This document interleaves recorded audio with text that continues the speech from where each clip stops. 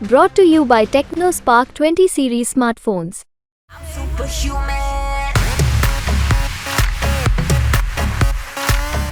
कि जब narrow election होता है तब तो कहा जाता है कि रनर अप ये रहेंगे, प्रतिद्वंदी ये रहेंगे। सीट 4 लाख से ऊपर होती है तो फिर उसको प्रतिद्वंदी नहीं कहा जाता। परसों क्षत्रिय समाज के गांव किए हैं और भारतीय जनता पार्टी का जनसंघ के जमाने में मेरे इलाके में ठाकुर क्षत्रिय वोट बैंक रहा है। जनसंघ के दीपक में तेल सर्वाधिक क्षत्रियों ने डाला है।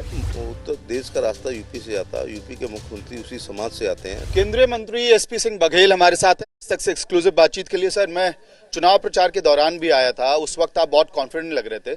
पूजा सुबह किया है, कितना कॉन्फिडेंस है इस वक्त? अच्छा, पूजा तो घर से निकलने से पहले 365 दिन, क्योंकि घर में मंदिर है और इसके लिए भी समय नहीं है किसी के पास, तो फिर बड़ा कठिन काम है। तो मेरा मंदिर घर में मंदिर है, तो मैं घर में निकलने से पहले 365 दिन भगवान को प्रणाम करके ही निकलता हूँ। कैंपेन के दौरान तो आप कह रहे थे कि चुनाव ये मार्जिन की लड़ाई है, आज वोटिंग का दिन है, मेन प्रतिद्वंदी किसको मान रहे हैं, बसपा को, सपा को? देखिए, जब नैरो इलेक्शन होता है तब तो कहा जाता है कि रनर अप ये रहेंगे, प्रतिद्वंदी ये रहेंगे।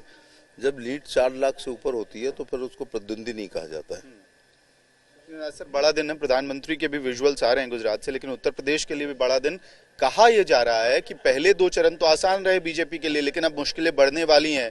एटा, कासगंज, बरेली, फतेहपुर सीकरी, इन सभी जगहों पे ठाकुर समुदाय का गुस्सा, नाराजगी एक बड़ा फैक्टर प्ले आउट कर सकता है इस बार। नहीं, ये मीडिया का बनाया हुआ एक स्टोरी है। जब कुछ नहीं होता है तो किसी इस बात को लेकर चल सकते हैं। मैंने परसों क्षत्रिय समाज के गांव किए हैं और भारतीय जनता पार्टी का जनसंघ के जमाने में मेरे इलाके में ठाकुर क्षत्रिय वोट बैंक रहा है। जनसंघ के दीपक में तेल सर्वाधिक क्षत्रियों ने डाला है और हमारे यहाँ तो हमारी जो बाईसी कहलाती है वो 0 डिवीजन के साथ भारतीय जनता पार्टी के कोई भी प्रत्याशी हो उसको वोट डालते हैं। तो ऐसा कुछ नहीं है, उत्तर देश का रास्ता यूपी से आता है, यूपी के मुख्यमंत्री उसी समाज से आते हैं। राजनाथ सिंह जी ऊपर नंबर 2 की पोजीशन में प्रोटोकॉल में रहते हैं। राज्य में और केंद्र में इसी समाज के बहुत सारे मंत्री हैं। बल्कि मैं कह सकता हूं कि भारतीय जनता पार्टी की टिकट की सबसे ज़्यादा मारामारी वहां होती है जिनकी कॉन्स्टिट्यूंसी में ये समाज जो होता है। अखिलेश यादव कह रहे हैं मुश्किलें बढ़ाने वाले हैं अब यहाँ से। नहीं, पिछली बार बसपा से गठबंधन होने के बावजूद, मनोवांछित 5 सीटों पर लड़ने के बावजूद, उनकी स्वयं की धर्मपत्नी डिम्पल यादव कन्नौज से चुनाव हारी, फिरोजाबाद से अक्षय हारे और धर्मेंद्र बदायूं से हारे, और बहन जी ने उनको 1 लाख से 1.5 लाख वोट दिया था। अब वो 1-1.5 लाख वोट तो पिछले चुनाव से कम कर दो। देखो, एक मैनपुरी के चुनाव पर आ जाओ कि स्वर्गीय मुलायम सिंह यादव जैसा व्यक्तित्व वाले व्यक्ति केवल 94,418 वोटों से जीते और बहन जी ने उनको 1 लाख वोट दिया।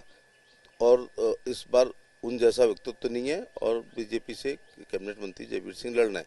कहने का तात्पर्य यह है कि यदि बसपा का गठबंधन नहीं होता तो मैनपुरी भी वो लोग हार जाते। दूसरा, अगर बसपा अकेले यहाँ लड़ रही है, 1 लाख वोट पाती है, तो सपा के गठबंधन के बाद तो ऑटोमेटिक 1.25 लाख हो गया होगा। तो अब सपा है नहीं है, तो इसलिए बीएसपी का वोट उनके घर के 500 लोगों को नहीं मिलेगा। पाने के बाद 3 लोग हाथ चौके थे। तो एसपी सिंह बघेल ये दावा कर रहे हैं कि अब मुश्किलें जो हैं बीजेपी के लिए तीसरे चरण में नहीं है, और समाजवादी पार्टी की तरफ से जो दावा किया बसपा का वोट बैंक समाजवादी पार्टी से इस चुनाव में कम होता हुआ दिखाई देगा। एसपी सिंह बघेल आगरा की सीट को लेकर आश्वस्त दिख रहे हैं। वहीं दूसरी तरफ ये जरूर बात कही जा रही है कि एटा, कासगंज, बरेली जैसी सीटें इस बार बहुत क्रूशियल होने वाली हैं उत्तर प्रदेश में, क्योंकि यहाँ पे ठाकुर समुदाय की नाराजगी की बात चुनाव प्रचार के दौरान लगातार देखने को, सुनने को मिल रही थी। वीडियो सहयोगी मृदुल के साथ मैं अमित भारद्वाज, आगरा।